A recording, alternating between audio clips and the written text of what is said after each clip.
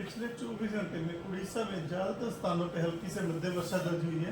उसके अलावा एक जगह वेरी हैवी और 11 जगह पर हैवी रेनफॉल भी दर्ज की गई है। सबसे अधिक वर्षा जो हुई है अंगुल के थलचर में 155 मिलीमीटर दर्ज की गई है। हाईएस्ट डे टेम्परेचर की बात करें तो parallakham मंडी में 34.8 डिग्री सेल्सियस, भुवनेश्वर में 30.5 और कटक में 31.2 degree Celsius maximum day temperature दर्ज किया गया है।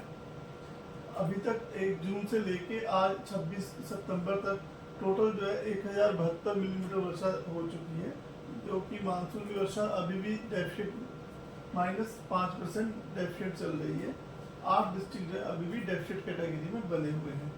सिनॉप्टिक सिस्टम की बात करें तो एक जो ट्रफ लाइन है वो जो कि साइक्लोनिक सर्कुलेशन नॉर्थ मध्य महाराष्ट्र और नेबरहुड के ऊपर बनी है, वहां से लेके नॉर्थ बांग्लादेश तक आ रही है, अक्रॉस विदर्भा, छत्तीसगढ़, झारखंड, गेटिंग वेस्ट बंगाल से होती हुई आ रही है और यह समुद्र सतह से 5.8 किलोमीटर ऊंचाई पर बनी हुई है।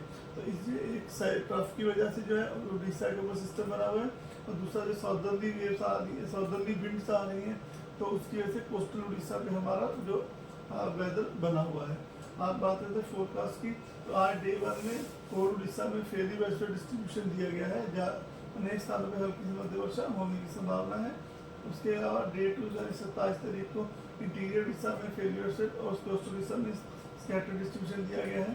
28 तारीख को होल उड़ीसा में स्कैटर डिस्ट्रीब्यूशन दिया गया है और 29 को भी संभावना है कि आइसोलेटेड डिस्ट्रीब्यूशन रहने की संभावना है। डे 4 और डे 5 29 और 30 तारीख को।